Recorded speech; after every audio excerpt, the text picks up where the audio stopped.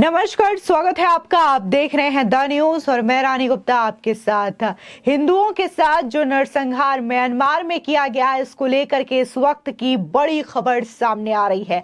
आपको बता दें कि संयुक्त राष्ट्र संघ के एक जांचकर्ता के द्वारा बाकायदा इसको लेकर के कई सारे खुलासे किए और उन्होंने ये भी कहा कि जो म्यांमार में रोहिंग्याओं के द्वारा हिंदुओं का नरसंहार किया गया वो अंतर्राष्ट्रीय अपराध की श्रेणी में आता है।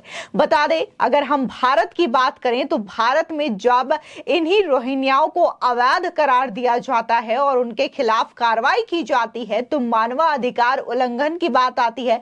कई सारे ऐसे वकील हैं जो कि कोर्ट का दरवाजा खटखटाने लगते हैं और ये कहते हैं कि उनके ऊपर अत्याचार किया जा रहा है। ये भारत के निवासी हैं, लेकिन इनके खिलाफ कभी बुलडोजर की कार्रवाई की जाती है तो कभी इन्हें अरेस्ट करके जेल में डाल दिया जाता है।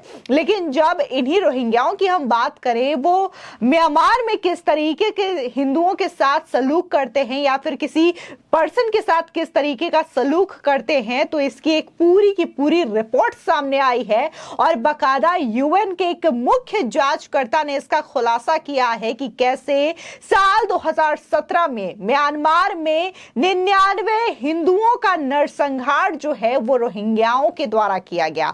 बाकायदा एक प्रेस ब्रीफिंग हुई थी और इसमें जब यूएन के जांचकर्ता से इस चीज को लेकर के मीडिया सवाल करती है तब वो अपना जवाब देते हैं और इसी के साथ ही ये जो 99 हिंदुओं का नरसंहार रोहिंग्याओं के द्वारा किया गया उसको बेहद डरावना भी उन्होंने करार दिया। बता दें कि संयुक्त राष्ट्र संघ के एक जांचकर्ता ने कहा कि साल 2017 में म्यांमार में हुए 99 हिंदुओं के नरसंहार को अंतर्राष्ट्रीय अपराध माना जा सकता है। यह नरसंहार रोहिंग्या आतंकियों ने किया था। आतंकियों ने हिंदू बच्चों, महिलाओं और पुरुषों को मारकर जमीन में दबा दिया था। बता दें कि म्यांमार में मानवाधिकारों की जांच करने वाले अधिकारी निकोलस कोमजियान ने एक प्रेस कॉन्फ्रेंस के दौरान इस विषय पर प्रश्न पूछा गया। इसका जवाब देते हुए उन्होंने कहा कि एक बेहद गंभीर अपराध है और इसे अंतर्राष्ट्रीय अपराध माना जा सकता है। आपको याद दिला दें कि अगस्त 2017 में रोहिंग्या आतंकियों ने अलगाववादी से त्रस्त रखाइन प्रांत के एक गांव में घुसकर हिंदुओं का नरसंहार कर दिया था। यह नरसंहार अराकान रोहिंग्या सॉल्वेशन आर्मी यानी कि ARSA ने किया था। इसका मुखिया कराची में जन्मा अताहुल्ला अबू उमर जुनूनी है। बता दें कि मारे गए इन आतंकियों की लाशें बाद में एक सामूहिक कब्रों में पाई गई थी। इस दौरान रोहिंग्याओं ने कुछ महिलाओं को छोड़ दिया था और उन्हें डरा धमका करके उनका धर्म भी परिवर्तित करवा दिया था। बाकी सभी को मारकर इस कब्र में दफन कर दिया गया था। बता दें कि इस मामले में एमनेस्टी इंटरनेशनल ने भी कहा था कि म्यांमार में हिंदुओं का नरसंहार हुआ है। एमनेस्टी ने अपनी पड़ताल के बाद बताया था कि नकाबपोश आतंकियों ने रोहिंग्या के साथ मिलकर सुबह सुबह गांव में घुसकर हिंदू महिलाओं, बच्चों और पुरुषों को घेर लिया। इसके बाद उनके घरों में लूटपाट की गई। हिंदुओं के हाथ पांव को बांध दिया गया। इसके बाद पुरुषों को अलग करके सबसे पहले उनका नरसंहार कर दिया गया। इसमें से 8 हिंदू महिलाओं और उनके बच्चों को इस शर्त पर छोड़ दिया गया कि वो अपना धर्म परिवर्तन कर लेंगी। इस दौरान एमएसटी ने यह भी बताया कि रोहिंग्या आतंकियों ने तलवारों से पहले महिलाओं और बच्चों के गले तक भी काट दिए। इस मानवाधिकार संस्थानों ने बताया कि 2 गांवों में कुल 99 हिंदुओं की हत्या की गई थी। एक गांव में 53 मारे गए थे और इनकी लाशें भी उस दौरान मिली थी। वहीं दूसरे गांव में 46 लोगों की हत्याएं इन लोगों के द्वारा की गई थी, लेकिन उनकी लाशें कभी नहीं मिली।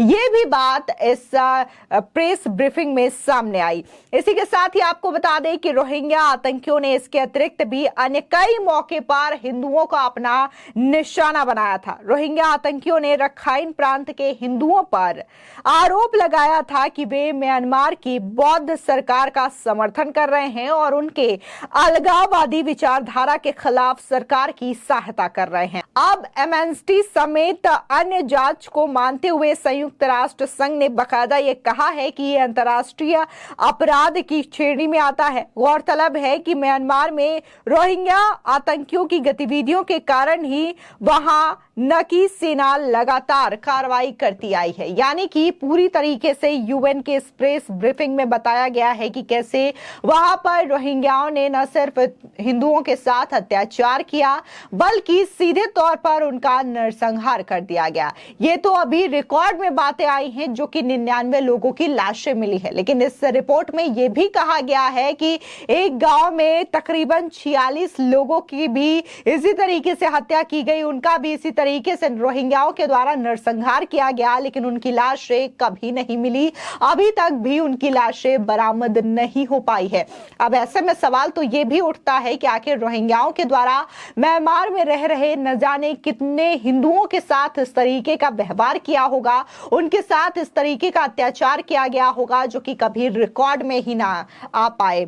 और इसी के साथ ही आपको बता दें कि अगर बात हम भारत की करें तो भारत में लगातार अगर रोहिंग्याओं पर इस तरीके से किसी भी प्रकार को लेकर के आरोप लगाए जाते हैं, उन पर सवाल उठाए जाते हैं या फिर उनकी अवैध बस्तियों को तोड़ने का प्रयास किया जाता है, तो इनके जो मानवाधिकार के रखवाले होते हैं वो सीधे कोर्ट पहुंच जाते हैं और सुप्रीम कोर्ट में बकायदा दरवाजा खटखटाते हुए मानवाधिकारों के बचाव की बात करते हैं, इनकी सुरक्षा की बात करते हैं।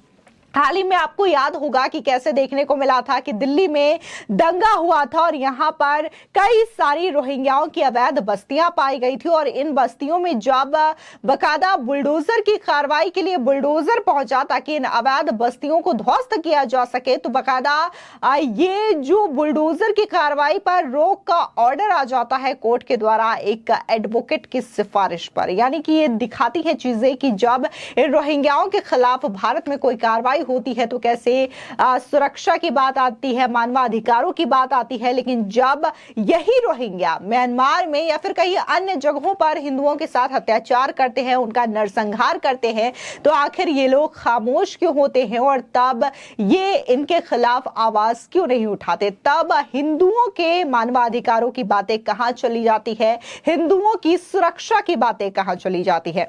आए दिन अलग अलग केसेस सामने आते हैं जिसमें रोहिंग्या जो हैं अवैध तरीके से भारत में घुसने का प्रयास करते हैं, या तो वो कई वर्षों से यहां पर रह रहे होते हैं और चंद रुपयों के लालच में कई सारे नेता जो हैं उनका साथ देते हैं, बकायदा उन्हें फ्री बिजली दी जाती है, फ्री पानी दिया जाता है, इसी के साथ ही राशन दिया जाता है और तो और वोट की लालच, तुष्टीकरण की राजनीति की वजह से बकायदा उनके आधार कार्ड, उनके वोटर आईडी, तमाम जो दस्तावेज होते हैं किसी देश में रहने के लिए, वो तमाम दस्तावेज इन अवैध रोहिंग्याओं के बना दिए जाते हैं सिर्फ और सिर्फ चंद रुपयों की लालच की वजह से, चंद वोट बैंक के लालच की वजह से। फिलहाल इस पूरे मामले को लेकर के आपकी क्या राय है, हमारे कमेंट सेक्शन में जरूर बताएं। धन्यवाद।